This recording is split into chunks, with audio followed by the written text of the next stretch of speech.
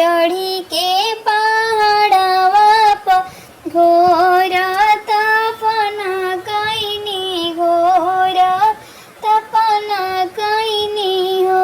ए सखी सावन मासे भूखनी सोमार पूसा मासे अगी नाही तपनी न हो। ए सखी गंगा पैठी कैनी आसनान आदित घोड़ा लगानी न हो।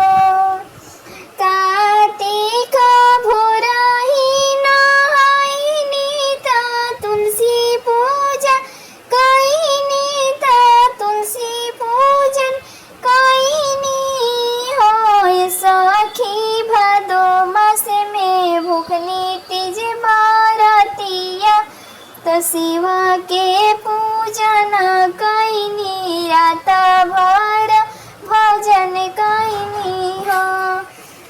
ए सखी भादो मासे भूखनी तीज बारतिया तो शिवा के पूजन कैनी, शिवा के पूजन कैनी हो।